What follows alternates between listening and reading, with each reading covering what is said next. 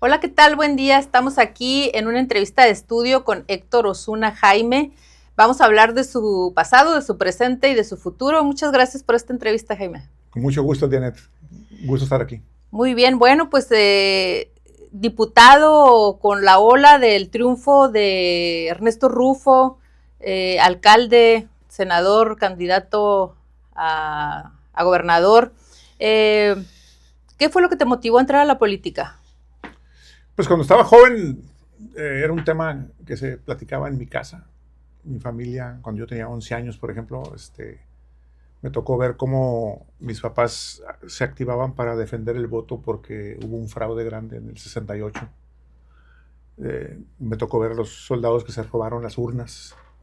Y siempre me quedó la preocupación y en mi casa siempre hablábamos de política, mi hermano, mis hermanos, mi papá y mi mamá, nunca militando en un partido, pero siempre con una, digamos, preocupación porque vivir en una democracia.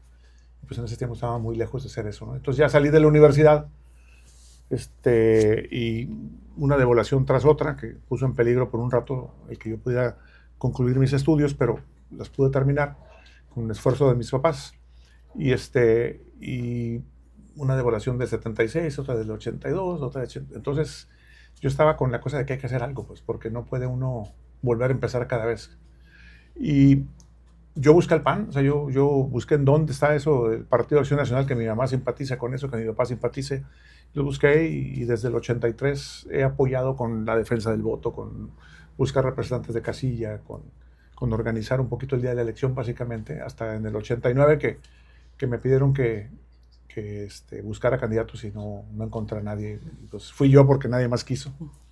Entonces en el 89 ya me engrané en una actividad, digamos, de candidatura política. Entonces el camino es más ciudadano, de un ciudadano que está insatisfecho porque creces en una zona en donde sientes que no hay democracia, que la ciudad va mal, que está llena de baches, que está ahí aguas negras corriendo por las calles y que me dices, oye, no puede ser, ¿qué es lo que está pasando aquí?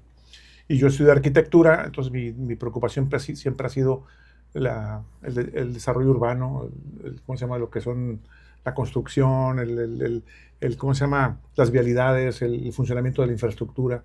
Eso es lo que entiendo desde entonces. Y preocupaba mucho que los políticos o las personas en cargos públicos no daban resultado, no atendían las necesidades y pues algo está pasando. Y eso me involucró mucho en esto. Aquel fue un tiempo histórico. ¿Cómo fue ser diputado por primera vez de oposición, con un gobierno de oposición? Pues mira, ganamos la mayoría, pero no la mayoría, era relativa, no mayoría absoluta. Éramos creo que 9 de 19 que ganamos con Ernesto Rufo. Y obviamente había 10 que se oponían, de la oposición. Entonces fue un ejercicio muy interesante porque nosotros mismos tampoco éramos voto automático para Ernesto Rufo porque sentíamos mucho la responsabilidad de la representación democrática y decíamos, si vemos algo que no nos guste, pues también. Por ejemplo, hubo un momento en que solicitó la aprobación de miembros del Tribunal Superior de Justicia y quién podría ser presidente y detectamos que no había algunos requisitos que se tenían que cumplir y se lo rechazamos a una persona. Nos sentíamos muy empoderados, como dicen, ¿no? En el que podíamos usar, digamos, el voto para algo, para que se cumpliera la ley. Pero pues fue una época muy interesante porque construimos a partir de eso mucho que no existía antes, mayor transparencia, mayor atención ¿cómo se llama?, a discutir los asuntos públicos de una manera mucho más abierta. Y creo que fue una época muy suave del 89 al 92 que construimos mucho en el Congreso del Estado, la 13ª legislatura. 13ª. Bien, después eres alcalde de Tijuana. Si no Sí, me equivoco, tenías cuando fuiste diputado 32 años y luego 35 así es. cuando fuiste alcalde. ¿Cuál es la experiencia viendo en retrospectiva tú a esa edad? ¿Cómo te ves desde el presente en ese tiempo? Pues como idealista, como alguien que dices, oye, ya tenemos una responsabilidad aquí encima y a diferencia de cuando fui candidato a diputado, que fui porque nadie quería entrarle y yo sí le entré, o sea, no había de otra.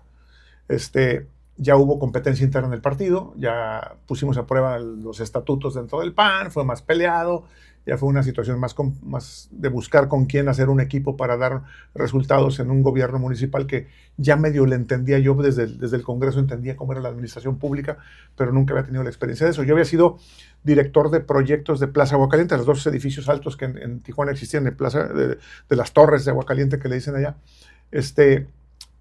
y yo ya sabía trabajar en equipo con gente. Entonces, armar un equipo para un gobierno municipal pues fue una tarea importante. Primero el cabildo, que tenía que haber representatividad de jóvenes, de mayores, de mujeres, de todo. Y creo que era un rato, pues ahora sí, con un peso muy grande. Ganamos la elección muy peleada. O sea, internamente primero la candidatura estuvo peleada y después la elección afuera también muy peleada, pero ganamos la elección. Y tuvimos una responsabilidad muy seria ya de ahora sí, las riendas, digamos, del gobierno municipal estaban en nuestras manos. Un equipo de muchos jóvenes. Yo creo mucho en la gente más bien por compromiso, no tanto por la experiencia. Ojalá fueran las dos cosas, ¿no? Compromiso y experiencia es lo ideal, pero si me das a privilegiar, pues hay experiencia de la mala y el compromiso generalmente es con una causa buena. Entonces lo que hicimos fue conformar un equipo de gente muy joven, gente que nos apodaron los Gerbers, porque había un secretario del ayuntamiento que tenía 24 años, había un regidor de 19, había el síndico tenía 25, 26, por ahí así, y todos éramos jóvenes, había algunos ya mayores, pero yo tenía apenas 35 años, y pues al mes de entrar al gobierno con mucho optimismo, y yo dije, pues esto no está complicado, está como que solito se maneja, y tuvimos las peores inundaciones que ha tenido Tijuana en la historia. Entonces imagínate empezar de menos quién sabe cuánto, porque se llenó de lodo toda la ciudad, hubo personas que desgraciadamente perdieron la vida, como 30 y tantas personas, o sea, una emergencia real de protección civil. Y a partir de eso empezamos y creo que hicimos una recuperación rápida, más por entusiasmo que en conocimiento de cómo hacerlo, sino más bien por instinto. Creo que arreglamos la ciudad rápido, organizamos a la ciudad y aprendimos a cómo hacer las cosas a partir de una crisis, que es hacerlo junto con la gente. Uh-huh. ¿Cuál fue tu peor, o bueno, algo que para tu punto de vista dejaste pendiente, algo que te hubiera gustado hacer de manera diferente y de lo que te sientes más orgulloso en tu etapa en la alcaldía en Tijuana? Pues la mera verdad, no mucho, pero sí como que se te acaba el tiempo muy rápido. 3 años pasan muy rápido y cuando ya vas engranado en las cosas tienes que dejar el cargo. No había reelección en ese tiempo, yo casi estoy seguro que si hubiera habido reelección, sin problema ganamos una reelección porque nos fue muy bien.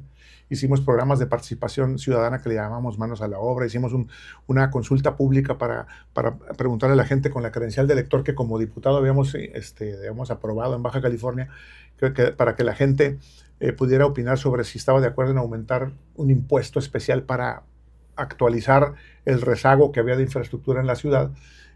Hicimos una consulta pública que no se ha vuelto a hacer en ningún lado. Y ahora que hay tecnología mucho más avanzada que en aquel tiempo, nosotros lo hicimos con computadoras, con muchas cosas. Entonces quedamos como con muchas ganas de hacer las cosas que hicimos, pero darle continuidad. Creo que dejamos la mesa muy servida al siguiente alcalde que ganó fácilmente de la opción del PAN en ese tiempo, a José Guadalupe Zuna Millán. Y creo que él pudo continuar algunas cosas que nosotros hicimos de una manera muy, pues digamos, en un relevo muy fácil, ya muy listo, ¿no?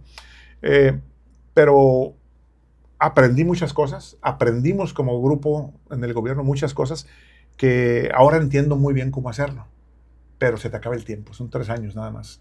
Entonces de ahí pues me regresé a lo mío, ¿no? Que es como arquitecto, a mis cosas personales y a eso, y entonces pues como que te quedas así con ganas de haberle seguido, ¿no? No tanto que me hiciera falta algo, sino con ganas de haber puesto en práctica muchas cosas que ya estábamos avanzando.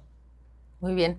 Y viendo, el gobierno actual también está lleno de jóvenes. ¿Cómo se ve ya desde la experiencia un gobierno de jóvenes? Y bueno, tú también lo tuviste en tu tiempo. ¿Cuál sería como la comparativa? ¿Pudiera ser, hay algo diferente de la situación de ahora a cómo era antes? La juventud incluye, por supuesto, la inexperiencia de vida sobre todo, pero en cuanto a la manera de hacer las cosas, si algo me ha quedado a mí y hablo a título personal, claro, es que yo no votaría por nadie que tenga menos de 40 años ya, ¿eh? Fíjate que la edad no te garantiza gran cosa tampoco. O sea, hay gente de más de 40 años que, que no están en esto por una causa. Yo creo que la medida en todo eso es que verdaderamente tengas una causa de hacer las cosas bien.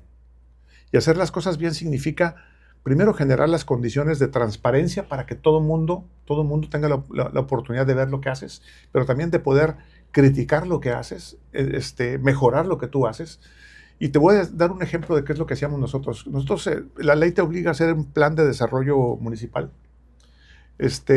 Y hay una comisión, un comité de planeación del desarrollo municipal que obliga a la participación ciudadana y que le preguntas a la gente qué tenemos que hacer en materia de desarrollo urbano, qué tenemos que hacer en materia de seguridad pública, qué tenemos que hacer en esto.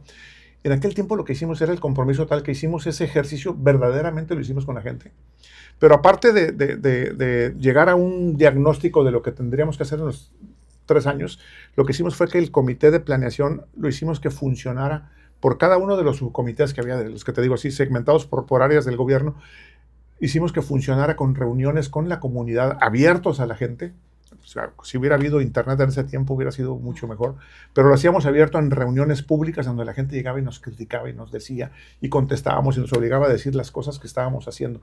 Por ejemplo, en seguridad pública teníamos que decirles cuál era la estrategia, cuánto estábamos gastando, cuántos policías podíamos tener, cuánto costaba cada policía, qué cosas tenía que usar los policías en su cuerpo, cuántas cosas usaban en la oficina, cuántos estaban comisionados a unas otras tareas, o sea, cuántas hay por cada turno en la ciudad, cuántos están funcionando. O sea, todo eso lo discutíamos con la gente. El director de seguridad pública, nosotros, la gente del Cabildo y el presidente municipal, y enfrentábamos a la sociedad en la discusión de los problemas. O sea, la causa estaba clara, el método era la transparencia y la rendición de cuentas constante, no al final, no en el informe, no en un librito, sino en la presencia. Y eso nos dio un excelente resultado, porque la gente empezó a darse cuenta, sobre todo los organismos de la sociedad que estaban muy, muy preocupados por los temas. Sabes que no todos los ciudadanos tienen la oportunidad, pero siempre hay un grupo de la sociedad que quiere estar viendo qué es lo que está pasando y le preocupa. Estaba muy pendiente y nos ayudaba mucho con la crítica, nos ayudaba mucho con entender lo que estábamos haciendo y a lo mejor mejorar con ideas de ellos. Y funcionaba muy bien. La mera verdad, creo que esa es la fórmula. La fórmula es la transparencia. Entonces, con jóvenes en ese tiempo comprometidos con la causa primero de hacer bien las cosas y con la forma de hacerlas con transparencia y con darle la cara a la sociedad, creo que es la fórmula en donde todo el mundo aprendemos, la sociedad y el gobierno, a ser un gobierno participativo que dé resultados, porque finalmente, ¿para qué quieres un gobierno que esté opaco y que no sabes qué está pasando? Nomás ves que la ciudad no refleja el beneficio que estás buscando, pero cuando explicas las cosas, hasta lo que no tienes la posibilidad de hacer, la gente lo entiende. Oye, quisiéramos hacer más, pero esto es lo que tenemos. Y la gente lo entiende perfectamente bien. Entonces, la edad, yo sigo pensando que hay que integrar a los jóvenes. Yo tengo bien claro que la edad en que debe uno de integrarse al servicio público es entre los 25 y los 40. O sea, en la política, en la actividad cívica, porque es la edad en que creo hay más inquietud en la gente. Antes se me hace que andan distraídos muchos jóvenes en las cosas, y después de los 40, pues muchos ya andan muy engranados en la familia, en los hijos, en otras cosas, ¿no? En el trabajo. Entonces hay una etapa, creo que es muy útil que haya jóvenes. Y en esta experiencia, tú ya pasaste por la alcaldía de Tijuana. ¿Cómo ves el trabajo que se está haciendo actualmente desde ese mismo cargo? Yo creo que la llegada de Morena ha retrocedido mucho ese esfuerzo de transparencia y de instituciones que garanticen que tengas la obligación de rendir cuentas. O sea, eliminaron lo que es el IFAI que nos tocó en el INAI, pues que después se llamó, que es la ley de transparencia que me tocó desde Baja California, y después en el Senado, cuando fui senador, también impulsaron una ley y ellos lo han ido retrocediendo para precisamente generar más opacidad. Déjame, por ejemplo, explicarte el caso de Tijuana, ahora que hicieron un viaducto entre playas y el aeropuerto. Nadie supo quién hizo el proyecto, cómo y por qué características iba a tener en términos ya nada geométricas, ya no digamos de materiales ni de eso, sino geométricas, para saber dónde habrá subidas, dónde habrá bajadas, qué problema es el que estamos resolviendo y cómo se va a resolver. Nunca hubo nada. Y ya después de 19,000 millones de pesos que dicen que se le metieron ahí, no resolvió nada. O sea, generó una solución para un tráfico del aeropuerto hasta playas, pero en medio nada. no hay manera de bajarse, no hay manera de subirse. Entonces es una duplicidad de infraestructura que se gastó, y eso es por la opacidad, por las ocurrencias, porque fue una ocurrencia. Llegó López Obrador y dijo, pues yo lo hago, y no sabía ni qué estaban haciendo. Nadie se preocupó por hacerlo. Cuando preguntamos, dijeron que era un tema de seguridad nacional. Entonces, la opacidad, Janet, es, yo creo, la garantía de que las cosas no van a funcionar bien. Porque primero la opacidad permite la corrupción y no permite que el ciudadano verifique la eficacia y la eficiencia, que no es lo mismo. La eficacia es, ¿lo ocupas o no lo ocupas? O sea, tu dinero lo gastas eficazmente, ¿dónde ocupas el dinero? Y luego la eficiencia es si el dinero que gastaste se gastó bien para lo que ya supiste que necesitas, pero nadie lo pidió, no fue eficaz y mucho menos sabemos si fue eficiente. Entonces, eso es los grandes retrocesos que ha habido es eso, pero se dedican al culto a la personalidad, a los corazoncitos como la gobernadora, a decir que López Obrador es el gran hombre y salvador de México y que con él ya se acabaron todos los problemas, y vemos que no es cierto. Generaron ese ambiente de opacidad y la sociedad está enojada, pero sin los espacios para poder expresarlo. Yo creo que es, aparte de la opacidad general en los gobiernos de Morena, especialmente aquí en Baja California, en Tijuana el sector empresarial y el sector comercial a través de Canaco han expresado su preocupación por extorsiones que vienen del propio ayuntamiento, ya ni siquiera del crimen organizado, ¿no? ¿Cómo ves esa cosa? Bueno, este ambiente de opacidad lo que genera, Janet, es que mucha gente con otras intenciones, no con una causa, digamos, de hacer las cosas bien, entienden que es un vehículo para enriquecerse, para hacer, ¿cómo se llama?, algunas actividades ilícitas protegidas desde el gobierno, y muchos jóvenes, desgraciadamente, ven la oportunidad de avanzar socialmente o económicamente porque tienen un puesto de podercito, un jefe de reglamentos, una estructura de reglamentos municipales, pues empieza a extorsionar, porque es un dinero que en vez de que el gobierno sancione porque la gente cumpla con la ley, con los reglamentos, lo que ellos hacen es decir, inventar que no lo cumplen o encontrar que no lo cumplen y solucionarlo con un dinero por fuera, las famosas mochadas y mordidas y extorsiones que llegaron ya no nada más a encontrar quién hace las cosas mal y cobrarles por fuera, sino generar el espacio de decir, si no pagas algo, no te dejo funcionar. Eso ya es un escándalo en Tijuana, creo que en todo el estado, en donde la extorsión institucional, ya no del crimen organizado, que pudiéramos entender que es un problema serio y grave, pero desde el gobierno, que creo que ya finalmente hasta se fusionaron, porque el crimen penetró ya las estructuras de partido y de gobierno, y están generando lo que es ahora una extorsión del ciudadano, que es un impuesto que la gente dice, oye, yo necesito vender mis tacos o lo que estoy vendiendo, ropa o lo que tú quieras, o un consultorio, he sabido de consultorios de psicólogas, por ejemplo, que les van y les dicen, oye, el bote de basura no lo tienes, se acuerda un reglamento, imagínate en un consultorio, y entonces pues tienes que pagar una multa o tienes que arreglarlo de otra manera. Entonces, ese tipo de cosas frenan y encarecen la vida, y es una extracción ilegal de recursos mediante la extorsión institucionalizada, que eso es lo que estamos viviendo a partir de que se hizo opaco todo lo demás. Y se hace opaco el proceso de selección en los partidos, se hace opaco el cómo llegan al gobierno, y se hace opaco cómo se nombran en el gobierno, no rinden cuentas a nadie y suceden esas cosas. Entonces la sociedad necesitamos levantar la voz y exigir que regrese la transparencia.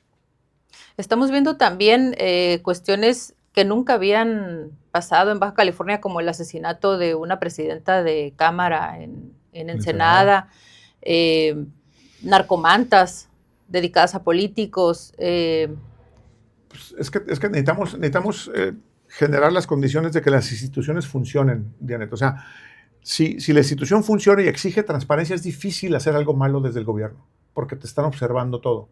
Pero es un asunto primero de voluntad y de que la sociedad exija también que se hagan las cosas. De tal manera que no haya complicidad entre actividades inconfesables del crimen organizado o de otro tipo, que traten de controlar a la sociedad a través de esas actividades criminales, pero también desde el gobierno. Entonces, el no tener instituciones que garanticen la transparencia generan esos problemas, y desgraciadamente llegan hasta crímenes, hasta asesinatos y todo eso. Es una situación muy grave que tenemos en todo el país, no es un caso exclusivo de Baja California, pero pues la frontera siempre han empezado los problemas por aquí, por las razones que todos conocemos. La transparencia fue uno de los ejes rectores de la campaña de la gobernadora cuando aspiraba a ese cargo, el cual olvidó totalmente y hay muchas cuestiones en transparencia que te metes a la página y están en ceros, nunca han subido nada. ¿Qué responsabilidad tiene el gobernador o gobernadora respecto al comportamiento de transparencia y legalidad en los ayuntamientos? Mira, todo tiene que ver con el origen de dónde viene la persona que llega ahí. El caso, por ejemplo, de Marina del Pilar Ávila, está documentado ya inclusive por declaraciones de quien era gobernadora en ese tiempo, de que ella fue candidata a gobernadora gracias a que falsearon una encuesta o un proceso de encuesta dentro de un partido político. Lo dijo Jaime Bonilla, lo cual todo el mundo lo supimos en su momento, pero pues eso no aparecía en los medios, en donde obviamente no hubo una competencia. Alguien con el poder a nivel nacional, como Mario Delgado, dijo, esta es la que yo quiero que sea la candidata. Y entonces ella llega con un compromiso, ¿con quién? Con los miembros de su partido, con la sociedad o con la persona que lo puso ahí. Entonces empiezas a entender cómo la lógica se empieza a mover de otra manera. Ella no está preocupada por rendir cuentas a los baja californianos, está preocupada por hacer TikToks y poner corazoncitos y cosas de ese tipo. Y ya esa estrategia con la que empezó, digamos, novedosamente en su ejercicio de gobierno desde que era diputada, después alcaldesa por poquito tiempo y después gobernadora, eso ya la llevó al nivel, creo que número 32 de la aprobación, 31 o 32, que andaba 32. Ya rascándole al 32, de la aprobación de entre todos los gobernadores, en unas encuestas que a veces no tienen mucho de validez, pero que sí son indicativas del sentir de la gente. Y yo creo que aquí tenemos el lugar más bajo de aceptación de una persona, lo cual te dice que no está haciendo ni lo que tiene que hacer, ni cómo lo tiene que hacer. O sea, y la gente está molesta, pero no hay un mecanismo, por ejemplo, para quitarla, no hay un mecanismo para... Luego el problema es que la institución como el Congreso está también capturada por el mismo partido, por el mismo interés económico que la protege para que no le hagan nada. Nadie le revisa las cuentas, nadie le hace las cosas, y ahí estamos. Entonces, ¿qué es lo que va a pasar? Que en un ciclo próximo de elecciones, pues la sociedad podrá tener la oportunidad, vamos a ver si lo hace, de sancionarlos y quitarlos, que eso es lo que yo creo que hay que hacer. Uh-huh. ¿Y cómo ves la integración del gabinete y los movimientos que ha tenido últimamente? Pues mira, hay un gabinete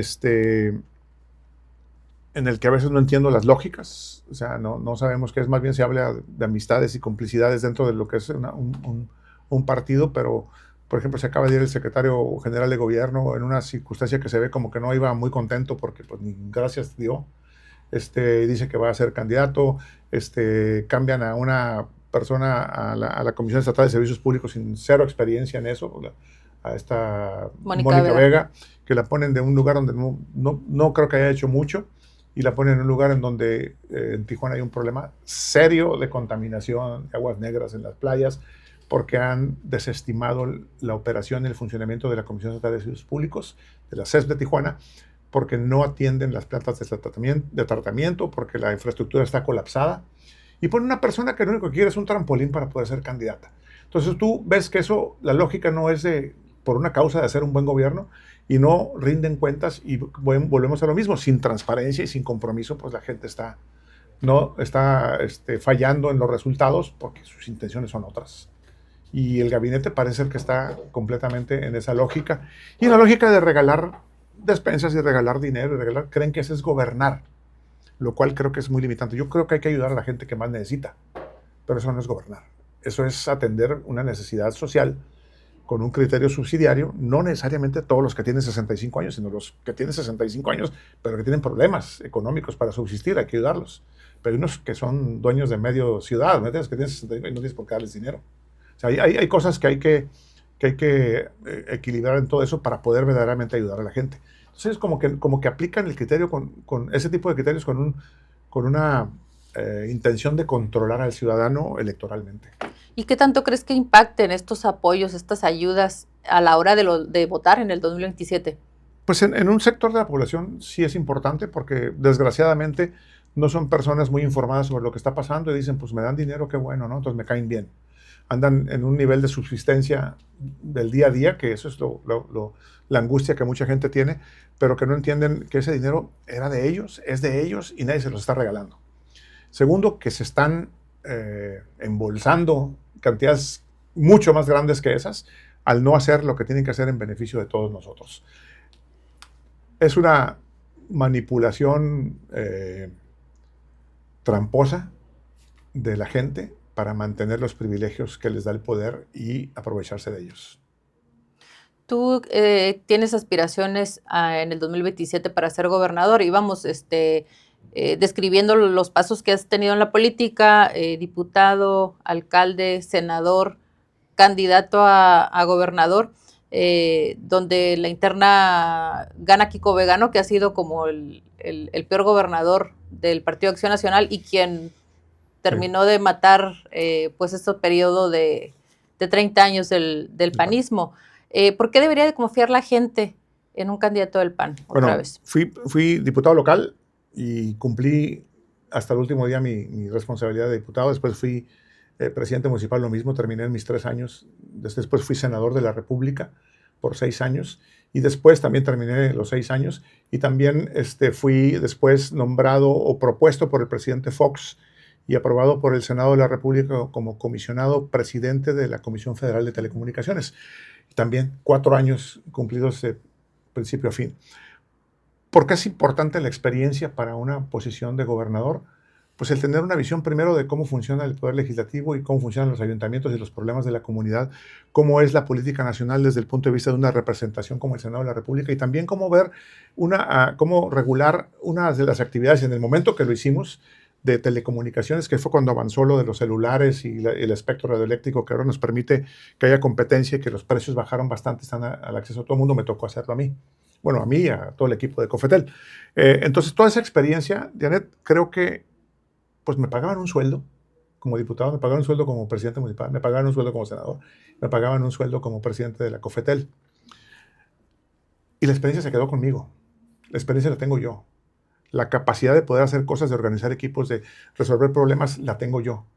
Pero me la pagaron los bajacalifornianos. Creo que en una parte mi responsabilidad es ponerla a consideración para ver si la aprovechamos o no. Y la otra es que sé hacer trabajo con transparencia, por una causa, con participación de la sociedad, y lo sé hacer. Entonces es mi obligación ponerlo. ¿Qué pasó en el camino y por qué un partido deja de ser preferencia? Pues bueno, hay gobiernos que son castigados, hay gobiernos que son premiados, hay gobiernos que son de alguna manera no considerados, pero yo creo que en el caso de lo que está pasando en Baja California ahorita, yo creo que es imperativo, y la gente me lo dice en la calle, ¿cómo le hacemos para sacar a estos de Morena del gobierno?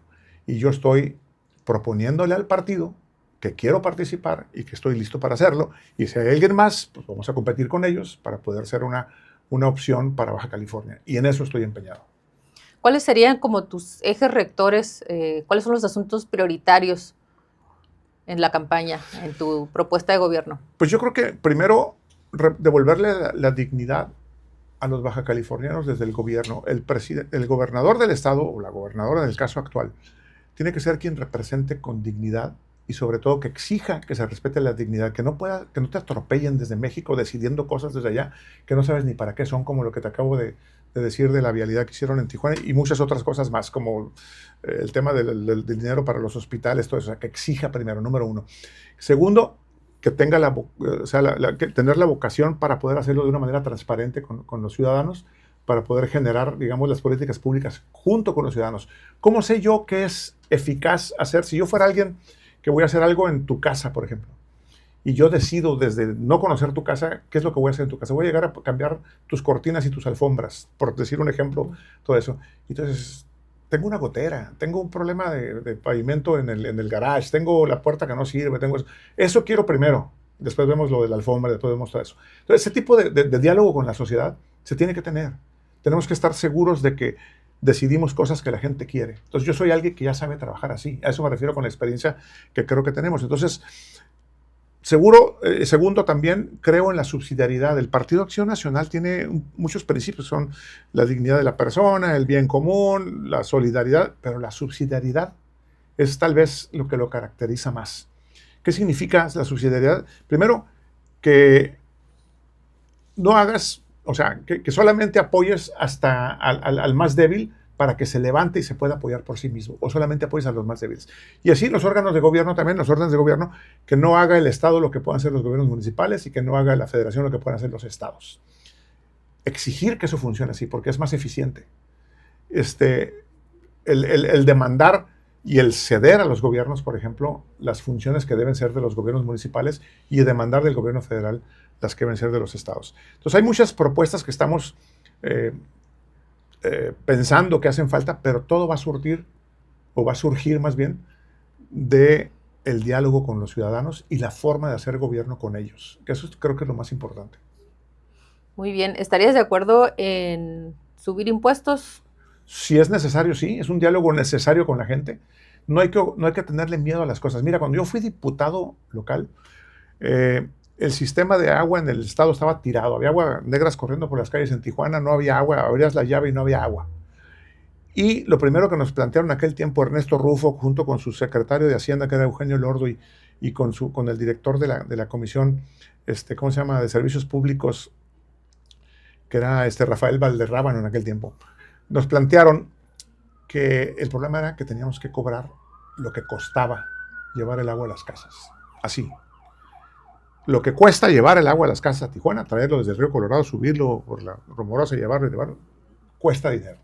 Y aparte hay que tener drenaje, y aparte hay que reponer redes, y aparte hay que darle mantenimiento, y aparte hay que operar el equipo, y hay que hacer el costo del bombeo, todo eso. Eso cuesta. ¿Cuántos metros cúbicos distribuimos? Estos metros. Cuesta tanto, tenemos que cobrar tanto. Era subirlo haz de cuenta, de $1 a 10 pesos, por ejemplo. Pero era $1 que salía nada más puro aire, o 10 pesos que saliera todo eso. Tuvimos que tomar la decisión de hacerlo así. Buscamos una forma de suavizarlo con un subsidio cruzado, en donde le bajamos a lo mejor a 5 pesos y la industria y el comercio pagaban un poquito más. Entonces, de tal manera que fuera eso. Pero era un aumento bastante fuerte. Yo fui el que me metí muy duro a los números como diputado local, y sí, fue el que di la cara en Tijuana para explicarle a la gente que había que pagar lo que cuesta. La gente pues aceptó lo que hicimos, empezó a pagar lo que cuesta, y yo después fui candidato a presidente municipal y gané la elección. O sea, hablar con la verdad a la gente no es impopular o políticamente incorrecto, es lo correcto. Es decir, le cuestan las cosas. Entonces, hablar de impuestos hay que hablar con sinceridad. ¿Se ocupa? ¿No se ocupa? ¿Se necesita? ¿Se puede o no se puede? ¿Está justificado o no está justificado?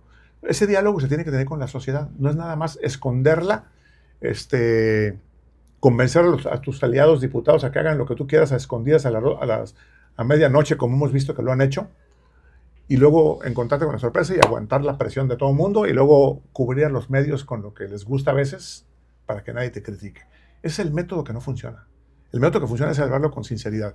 La pregunta, tardé mucho en contestarte, ¿subirías impuestos? Si la sociedad está de acuerdo, si se necesita, sí, pero con total justificación, conforme a la ley y conforme a lo que se ocupa. Y sobre todo, rendir cuentas de para qué es y cómo se usa después. La gente no está en contra de eso. Está en contra de que le engañes. ¿Investigarías a la actual administración? ¿Habrías auditorías o borrón y cuenta nueva? Es una obligación hacerlo. O sea, un gobierno debe revisarse constantemente a uno mismo, con instancias que tienen cierta autonomía, como son las Contralorías y el mismo Congreso del Estado, y poner en las manos de ellos toda la información que se tenga. Y creo que eso es lo más sano que puede hacerse. Decir, yo voy a investigar, es como algo obvio, ¿no? O sea, tienes que hacerlo.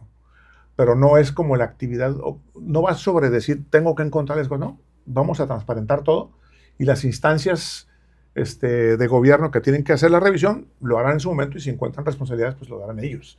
Pero no es un objetivo central de decir, yo les voy a revisar hasta lo que no. No me gusta ese discurso, no me gusta, yo los voy a meter a la cárcel, nunca lo he dicho, no es el objetivo. Creo que un gobernador no tiene ni siquiera la facultad para hacerlo, sino más bien hay instancias, tanto las contralorías, la función pública, el Congreso y después las fiscalías y los juzgados, o sea, el Poder Judicial, que tienen que decir si alguien cometió o no una falta administrativa que merite una multa o algo tan grave como que merezca, digamos, perder la libertad.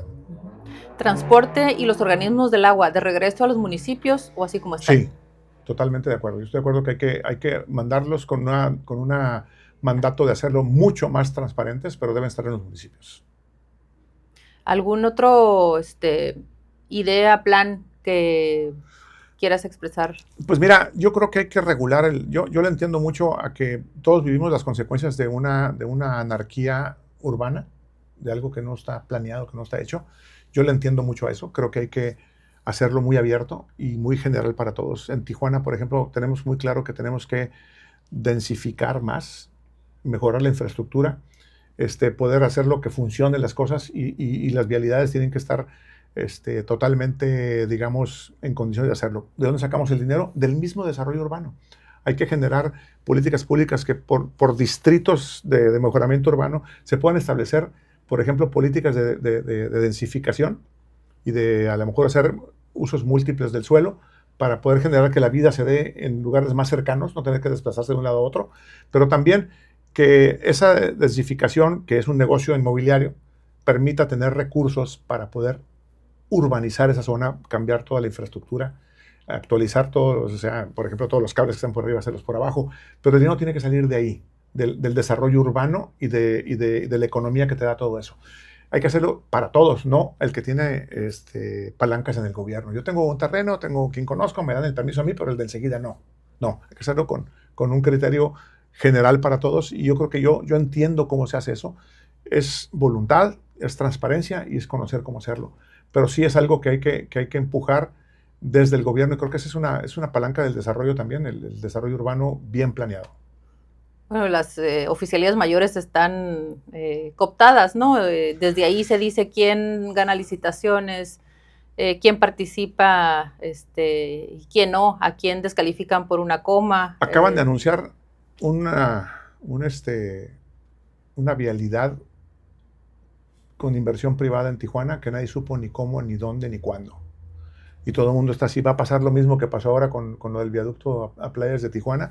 Entonces yo creo que la gobernadora ha sido muy opaca, anuncia cosas, no dice cómo, nomás los hace y da lugar a sospechas de intereses entre ellos que no dejan bien conforme a la gente y la gente no sabe qué va a pasar. Entonces yo creo que hay que quitar todo eso, la transparencia en las oficialías mayores. Yo creo que no hay un argumento por el cual no se ponga en línea, en tiempo real, todas las compras, todas las adquisiciones, todos los concursos y todos los asuntos para que cualquier persona lo pueda ver. Aquí lo que han hecho es ir en sentido contrario. Al Instituto de Transparencia Estatal le han quitado facultades, le han ido eliminando. Ese es el sentido contrario, es el sentido de quien no quiere enseñar las cosas porque tiene intenciones yo creo que de actuar de una manera ilegal y la corrupción como un incentivo para ellos. Hay que hacer exactamente lo contrario. Íbamos muy bien mejorando la transparencia y ellos le han dado reversa. ¿Por qué? Porque no quieren que se vea. Entonces yo creo que hay que hacerlo y yo creo que es un tema nada más de voluntad para tener una causa de ser transparentes. Y dime si la tecnología no da para poner en línea todo lo que se hace en el gobierno. Debería estar ya, sin problemas, y facilitar toda la información que esté ahí para que todo el mundo la vea. No encuentro por qué no se esté haciendo. Muy bien, pues muchísimas gracias, Gracias Héctor. a ti, Dianet, con mucho gusto. Encantado de estar aquí. Gracias. Te felicito por el programa. Muchas gracias. Hasta luego.